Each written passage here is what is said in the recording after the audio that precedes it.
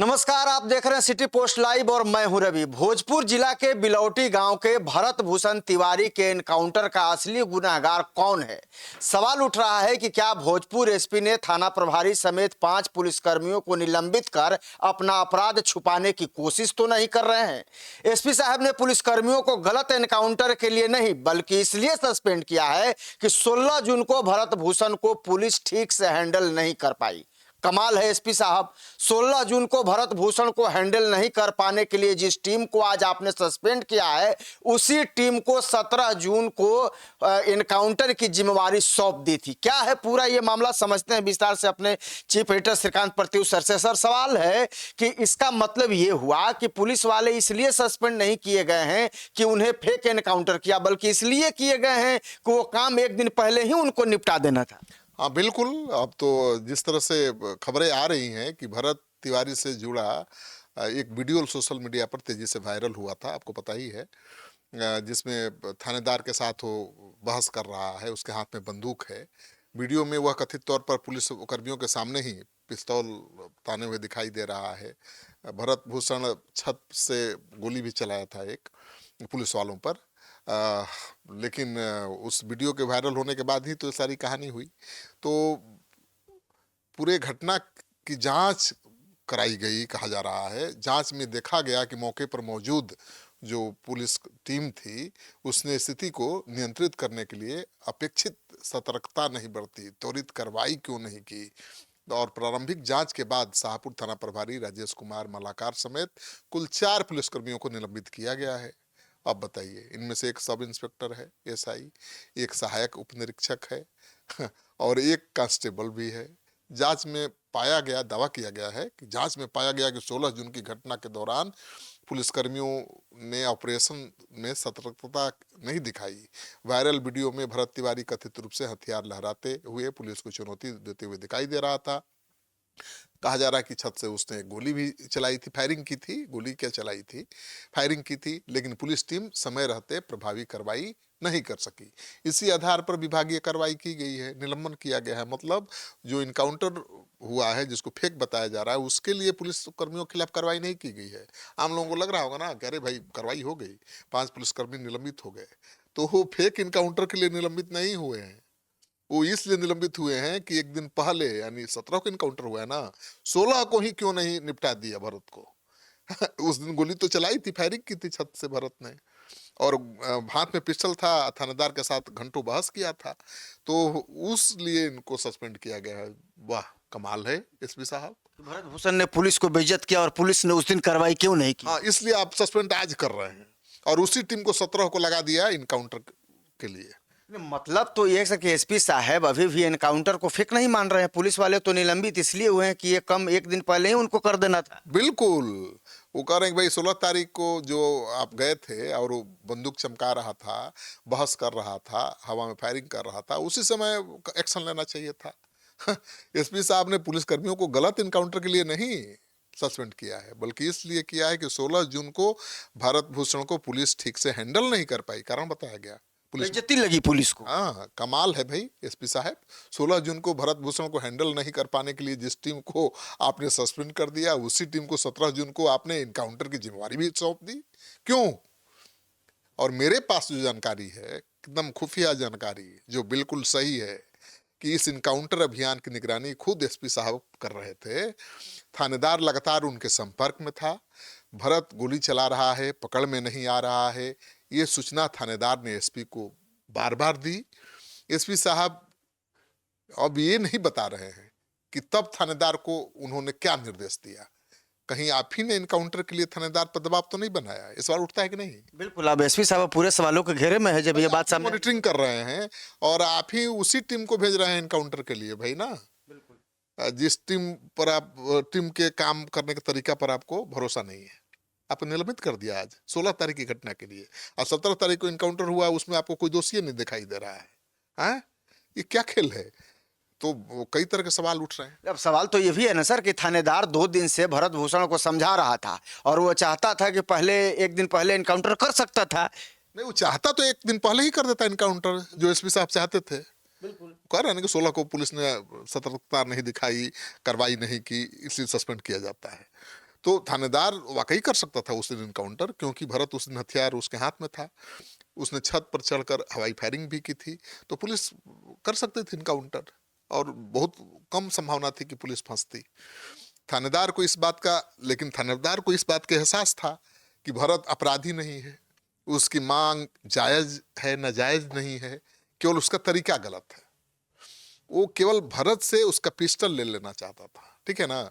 और मेरे पास जो खबर है कि थानेदार ने उसके माता पिता को भी भरोसे में लिया, कहा कि आप रात में जब सोएगा तो इसको दवा ववा मिला के दे दीजिएगा ताकि ये होश में न रहे, और उसका बंदूकवा निकाल के हमको दे दीजिएगा, ठीक है ना।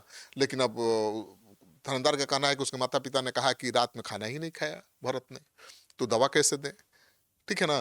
तो उस दिन नहीं पकड़ा गया। अगर थानेदार चाहता तो उसी दिन कुछ भी कर सकता था। उसके पास फोर्स भी थी, उसके पास बंदूक भी थी, पुलिस वाले भी थे, और बंदूक भी था भरत के हाथ में, और भरत ने छत पर चढ़ के फायरिंग भी की थी। वो जो थानेदार बता रहा था कि आत्मरक्षा में हमको गोली चलाना था, तो उस दिन भी चला सकते थे, पहले भी। हाँ, उस दिन भी चला सकते थे ना भाई, आत्मरक्षा वहां नहीं उस दिन नहीं चला।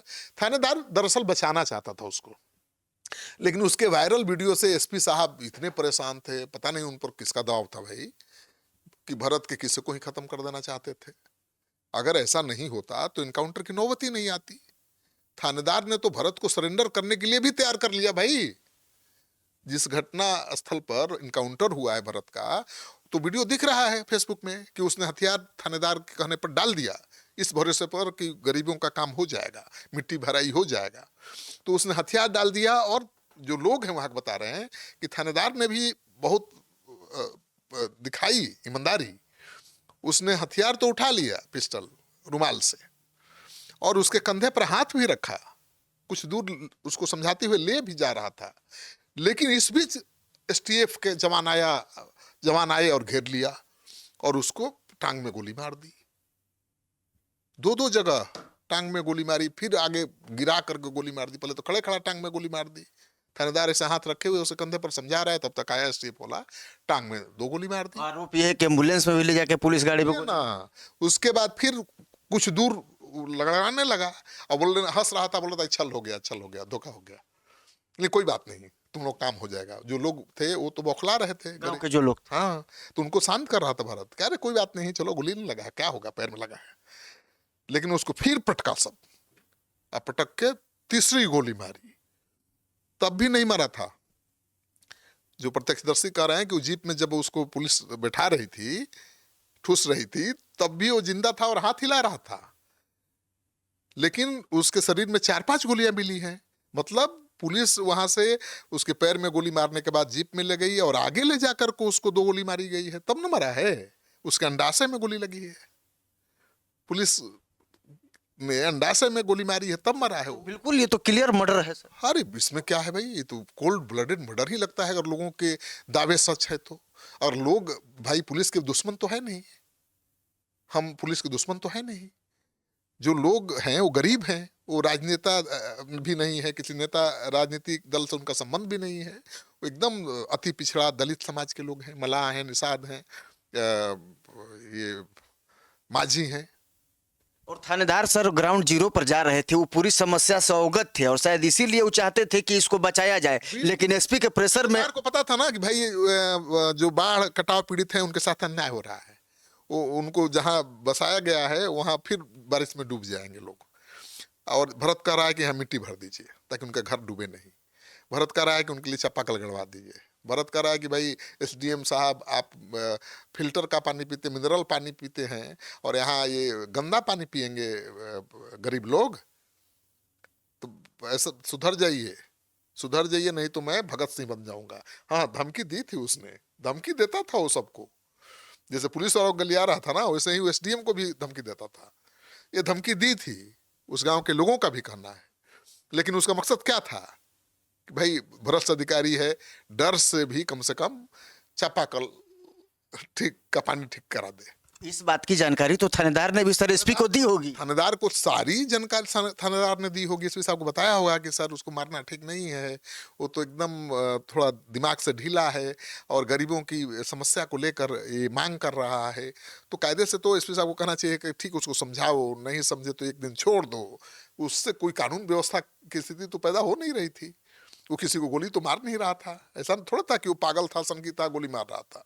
गोली मारना होता तो कब का गोली चला कब चुका चला हुआ चला देता। वो तो हवाई फायर करके अपने को लाइमलाइट में लाना चाहता था, अपनी समस्या जो उठा रहा था उसको चर्चा के केंद्र में लाना चाहता था कि सब लोग जाने, बड़ा मुद्दा बने, ताकि सरकार का ध्यान जाए, प्रशासन का ध्यान जाए, ये चाहता था वो। लेकिन इसमें सर एक सबसे बड़ा और अहम सवाल ये है कि जिस जवान ने गोली चलाई थी उस जवान का तो नाम सामने आ चुका है, लेकिन अभी तक उसके खिलाफ कोई कार्रवाई क्यों नहीं हुई? उस जवान का नाम कहाँ सामने आया है? एसपी ने कहा है, पुलिस ने बताया है, मैंने, थानेदार ने तो आपको बताया है। हाँ तो मैंने उजागर किया है उसको। आधिकारिक तौर पर तो अभी तक पुलिस ने बताया नहीं है।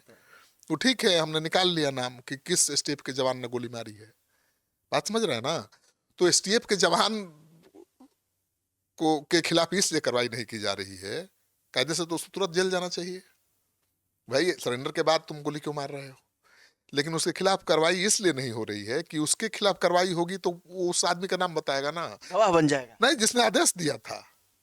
वो अपना जान बचाने के लिए बोलेगा ना कि हम क्या करें, हमको तो थानेदार साहब ने, हमको तो डीएसपी साहब ने आदेश दिया था, बोलेगा ना भाई। तब क्या होगा? इसलिए उसको बचाने की कोशिश अपनी गर्दन बचाने के लिए उसको बचाया जा रहा है। बिल्कुल। सब कोई एक दूसरे, अपनी गर्दन बचाने के लिए एक दूसरे को बचा रहा है। देखिए पुलिसकर्मी जो निलंबित किए गए हैं, इन लोगों का ध्यान भटकाने के लिए किए गए हैं। और सिपाही दरोगा को पता है कि निलंबन कोई सजा नहीं है भाई। निलंबित हुआ है, 1 महीने बाद इसलिए आप चाहेंगे तो रिलीज कर देंगे। ठीक है ना? तो निलंबन से कहा पुलिस वाले डरते हैं? वो तो केवल जेल जाने से डरते हैं। तो उनको भी पता है कि एसपी साहब ने भाई जो कार्रवाई की है, निलंबित किया है, क्या किया है? नौकरी तो लिया नहीं है, एफआईआर तो किया नहीं है। तो एसपी साहब को ही निलंबित करना है, एसपी साहब को ही निलंबन खत्म करना है। तो भाई अब साहब ने जो भी कहा हमने कर दिया, अब साहब पर दबाव है तो कह रहे हैं कि निलंबित कर देते हैं, चुप रहो। तो दरोगा भी मान गया होगा, सिपाही भी मान गया होगा, लेकिन जिसने गोली चलाई है उसके खिलाफ कार्रवाई करिएगा, उसको निलंबित करने से काम चलेगा नहीं। उसको तो जेल भेजना पड़ेगा, एफआईआर करना पड़ेगा। तो वो बगावत करेगा, वो बोलेगा अरे हमको तो डीएसपी साहब ने कहा था गोली तो चलाने। ना मुगल देगा, सच्चाई बक देगा। इसलिए कि जब इनकाउंटर हुआ है, गोली उसको मारी गई है, उस समय तो थानेदार उसके कंधे पर हाथ रखे हुए था। थानेदार ने तो गोली मारी नहीं है। पीछे से एसटीएफ के जवान आए और उसके पैर में गोली मारी, उसको पटका, फिर गोली मारी। तो किसके कहने पे एसटीएफ के जवान गोली मार रहे थे? थानेदार ने तो कहा नहीं, वहां लोग कह रहे हैं। थानेदार तो दोस्ताना व्यवहार कर रहा था उससे सरेंडर कर देने के बाद। लेकिन फिर किसने आदेश दे दिया? गांव के लोग कह रहे हैं कि डीएसपी का खेला है। एसटीएफ के डीएसपी वहां था। हाँ, नहीं एसटीएफ के डीएसपी नहीं, वहां शाहपुर के डीएसपी। एसपी साहब का आदेश उनको आया होगा और उन्होंने। हाँ एसटीएफ। अब सवाल ये उठता है कि भाई एसटीएफ की टीम गठित करने की क्या जरूरत थी? किसके आदेश पर गठित हुई टीम? और डीएसपी साहब वहां गए तो उनकी क्या भूमिका है? क्योंकि डीएसपी साहब थोड़ा बदनाम है। मुजफ्फरपुर में जब थानेदार थे तो 3 लोगों का इनकाउंटर कर दिया था, और इन पर फेक इनकाउंटर का केस अभी वो चल रहा होगा, मुझे लगता है। हाँ, विवादों में आए थे। हाँ मन केस अभी चल रहा है, जैसे कि सूचना है। हो सकता है कि कुछ फैसला आ गया हो, लेकिन मुझे जो जानकारी है कि केस अभी भी चल रहा है, कोई फैसला नहीं हुआ है, न तो केस खारिज हुआ है, न केस पर कोई फैसला आया है। और सबसे आश्चर्य की बात कि जब किसी पुलिस वाले पर फेक इनकाउंटर का या कोई गंभीर आरोप लगे तो उसको प्रमोशन नहीं मिलता है। लेकिन ये तो दरोगा से इंस्पेक्टर भी बन गए, इंस्पेक्टर से डीएसपी भी बन गए, और फिर कांड कर दिया। अब फेक इनकाउंटर किए हुए हैं 14 साल पहले, कोई उनका कुछ नहीं बिगाड़ पाएगा।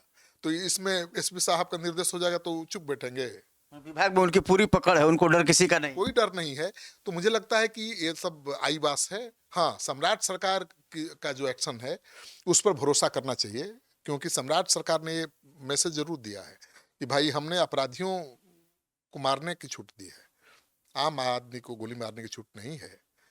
और सम्राट चौधरी के इनकाउंटर अभियान पर, चाहे अपराधियों के खिलाफ चलाए जा रहे अभियान पर भी कोई इसका असर नहीं पड़ेगा। अब सम्राट चौधरी पुलिसकर्मियों को किसी सभ्य नागरिक को गोली मारने की छूट थोड़े दे सकते हैं? कभी उन्होंने कहा है? उनको तो पता था कि वो पागल है, उनको यही बताया गया था ना भाई। और उसको इलाज के लिए पकड़ के हॉस्पिटल भेज दिया। गलत जानकारी दी गई थी सीएम को। बिल्कुल, नहीं तो वो भी कहते हैं ना कि भाई उसको गोली मार दी गई है, वो लहराता रहा था हथियार, इतना बड़ा आतंक फैलाए हुए था। लेकिन ऐसा सीएम ने कुछ नहीं कहा। जो उनको जानकारी दी गई कि मानसिक रूप से कमजोर है, विक्षिप्त है, और उसका इलाज चल रहा है, हॉस्पिटल में है। अरे यहाँ गोली मार दी है, मर गया, हॉस्पिटल भेजा आपने पोस्टमार्टम के लिए, आप कह रहे हैं कि मानसिक रूप से बीमार है, उसका इलाज चल रहा है। लेकिन आज तो आधिकारिक तौर पर सर पुलिस मुख्यालय ने भी मान लिया कि पुलिस से चूक हुई है। नहीं, वो उसमें भी घालमेल है। पुलिस से चूक हुई है किस तारीख को? 16 तारीख को। 17 तारीख को ठीक कर दिया। ठीक है जो किया, उस पर कहाँ कोई कार्रवाई हुई है? 16 तारीख को पुलिस से चूक हुई है कि आप उसको गिरफ्तार नहीं कर पाए, आज 17 तारीख को उसका इनकाउंटर कर दिए तो ठीक कर दिए। हाँ, कोई चूक नहीं है। पुलिस कहाँ अभी मान रही है? ये सब आईवास है, आप भ्रम में डालने वाला बयान है, समझ गए ना? हाँ, लेकिन सम्राट चौधरी को धोखे में रखना बड़ा मुश्किल है।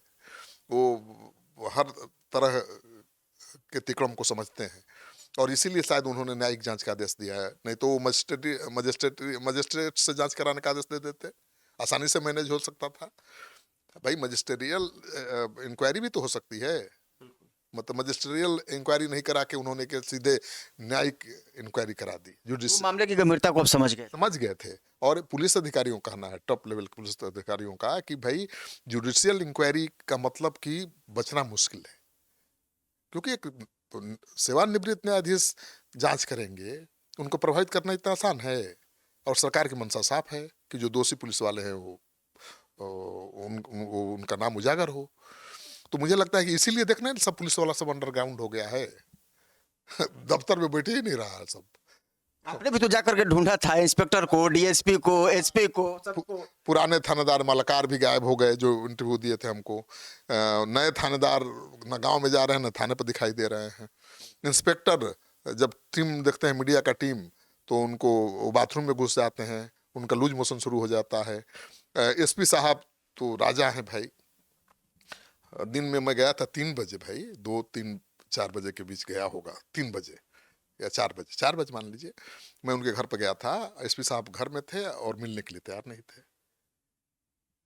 इतना सेंसिटिव मैटर था और एसपी साहब घर में थे और बात करने को। जुडिशियल इंक्वायरी हो गया, बयान मत दीजिए, अब मिलने में क्या फर्क हर्ज है? ऑफ रिकॉर्ड तो और उनके ही स्टाफ, उनका रीडर कह रहा है कि एसपी साहब किसी से घर पर नहीं मिलते।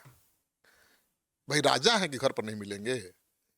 ये 7x24 की नौकरी है पुलिस की। 12 बजे रात में भी कोई जाएगा गुहार लगाने तो एसपी को मिलना पड़ेगा, घर हो या ऑफिस। और हर एसपी के घर पर एक ऑफिस चेंबर होता है जहाँ पे एसपी अपने फाइल का काम करते हैं और लोगों से मिलते भी हैं। और जो एसपी अपने घर पर घुस गया दिने में 4 बजे 3 बजे और कहेगा कि हम घर पर मिल भी नहीं करेंगे किसी से, दूसरे दिन ऑफिस आएंगे तो मिलिएगा, जिला चलेगा। तो एसपी साहब का भी दोष नहीं है, ये पहला जिला है, पहली बार एसपी बने हैं।